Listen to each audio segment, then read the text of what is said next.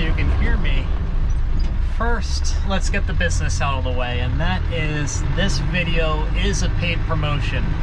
That's right, I was hired by Sonoran Rovers in Tucson, Arizona, and I have two jobs. My first job is to give this vehicle a shakedown. This is a 1998 Land Rover Wolf, freshly off the boat, and I'm out here to see if it's adventure ready. If I encounter any issues, like this shift knob is loose, I'll go back to the shop and tell them anything that I think might need fixed or looked at. So this unique Ministry of Defense Land Rover Wolf 110, and even more unique because it's in the United States, is currently for sale at Sonoran Rovers in Tucson, Arizona as of December of 2023. I'll put a link to Sonoran Rovers in the description for this video, and you can contact them if you have any questions or if you think you might be interested. And the second part of my job is to make this video and share the experience with you.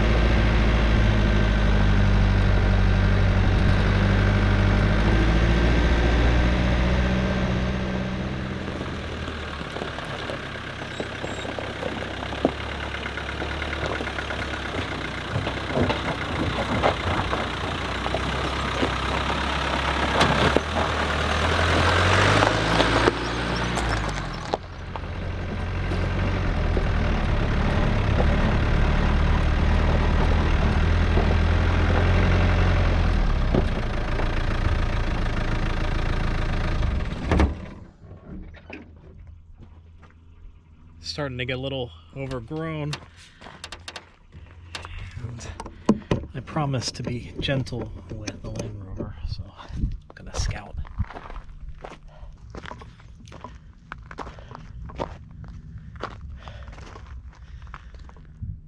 Looks like a dead end. There might be an ancient, long forgotten mine somewhere in the hillside. Some reason this track exists, but this is it.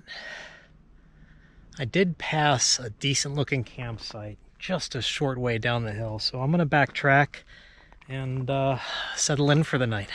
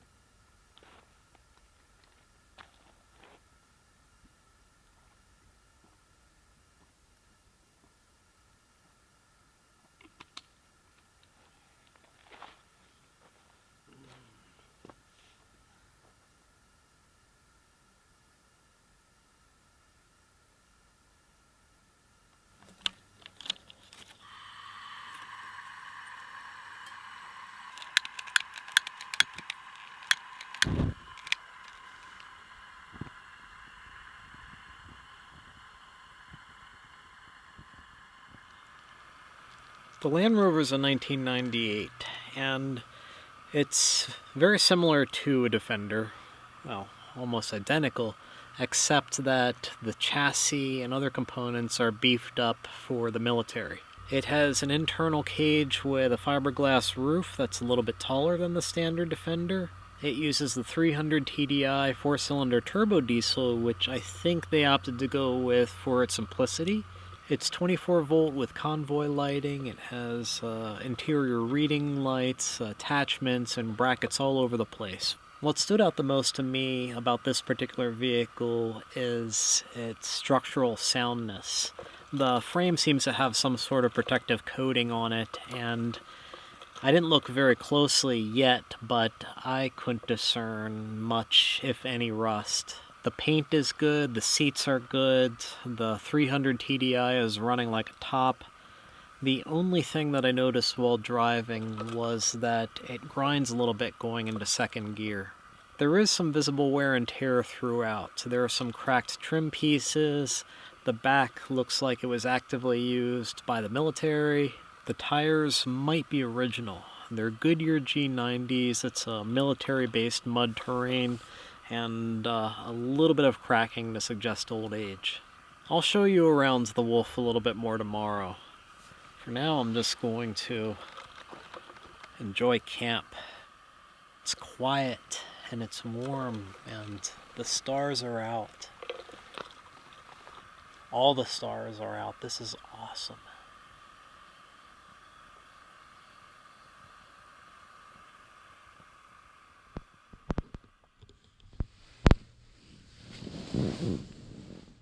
It was a really good night's sleep, almost too quiet.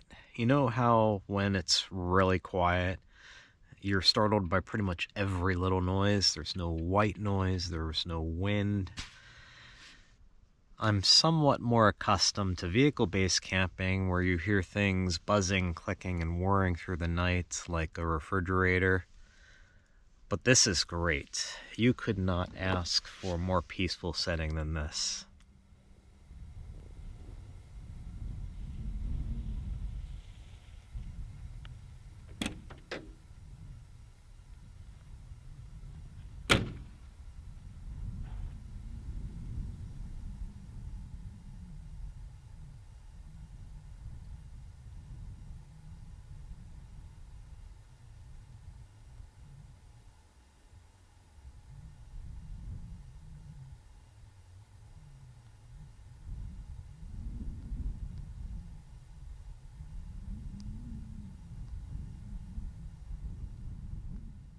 This is an exceptional campsite. It's clean, it's private, and it's just far enough off the beaten path that I don't think it's occupied very often. There are some signs of life, but not much. We are going to leave it better than we found it. Some trash. And that all fits in the side compartment, which is the perfect size for clean waste toilet and toilet paper.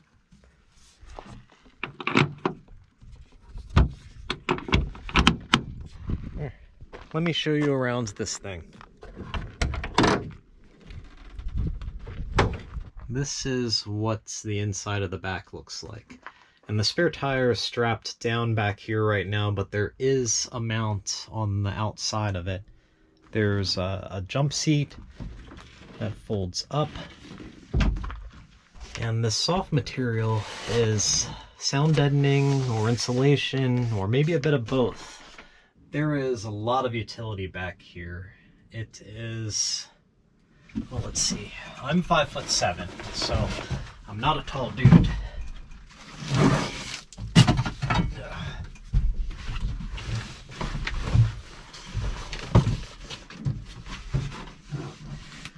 5'7", 8, 9, 10. 5'10", 5'11" is about your limit from the bulkhead to the rear door. The doors are very simple. There are no interior panels. I pull it shut using this strip right here. Slider windows. This visor folds up over the indicator lights to enhance the nighttime stealthiness. And this dial right here in the center of the dashboard operates the headlights and tail lights.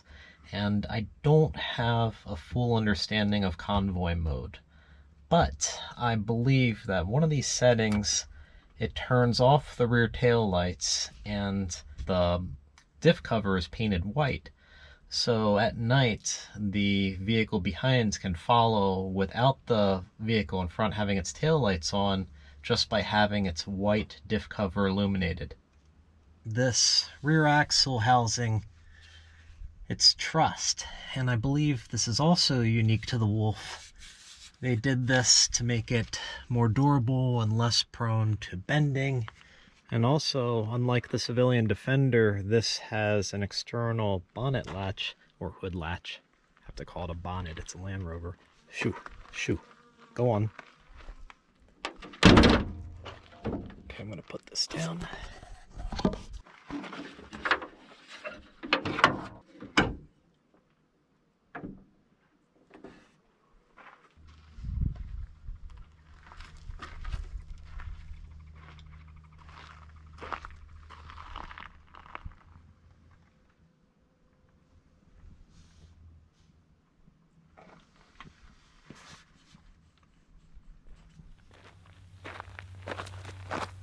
Before I break camp and head out, there was a junction just up this track that I wanted to explore last night in the Land Rover, but I wasn't sure where it went. I think it's a dead end, but I'm going to check it out right now on foot.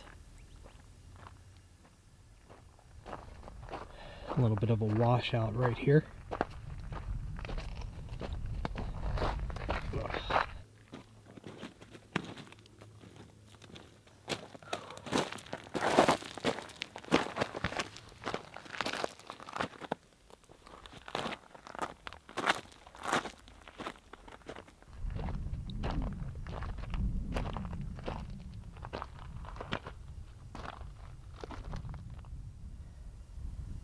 Wow.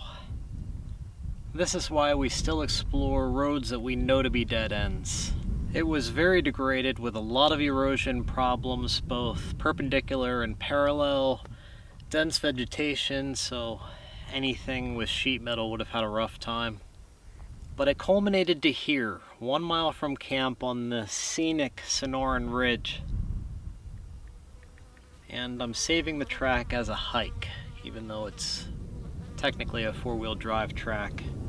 All right, back to camp.